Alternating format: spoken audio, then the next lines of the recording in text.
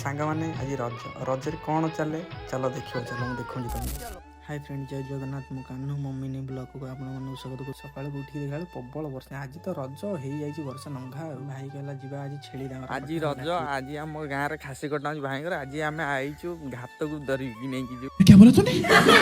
ସେ କଟା ହବ ତାଙ୍କର ଖାସି।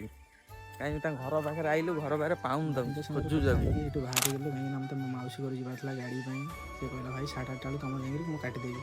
ମୁଁ କହିଲା ହଉ ଅଛି ଭାଇ, ଯାଇକି ମୋ ମାଉସୀ ପୁଅଠୁ ମୁଁ ଗାଡ଼ି ଆଣିକିରି ଆଇଲି। ଭାଇ କହୁଛି ରହ ପଳଉଛୁ କ'ଣ? ମୁଁ ସକାଳୁ ମୁଁ ନା ଯେ ତେଲ ଟିକେ ପକେଇଦେଲି। ତେଲ ପକେଇକିରି ଭାଇ କହୁଛି ଟିକେ ଭାଇ ପ୍ରେସର ଟିକେ ଗାଡ଼ିରେ କମ୍ ଥିଲା, ପ୍ରେସର ପ୍ରେସର ମିଶିକି ନେଉନି। ସେଥିପାଇଁ ଆମେ ଘରକୁ ଆଇଲୁ ଭାରି।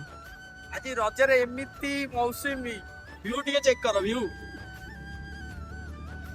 ଭାଇ ଆମକୁ କଲ୍ କରି କହୁଛି ମୁଁ ଅଲଗା ଜାଗାରେ କାଟୁଛି, ତୁମେ ଆସ ଏଇଠିକି ଆସ। ମୋ କଟା ସରିଲା, ମୁଁ ତୁମ ସାଙ୍ଗେ ଯିବି ଭାରି, ଗୋଟେ କାଟିଦେଇକି ତୁମର ଆସିବି ଭାରି। ଆଉ ଏଠି ଦେଖିଲା ବେଳକୁ ପ୍ରବଳ ଲୋକ। ରଜ ଗୋଟେ ଏମିତି ଖାଲି ଖାସି କଟା ହେଉଛି, ଖାଲି ଯେଉଁଠି ଦେଖିବ ଖାଲି ଖାସି।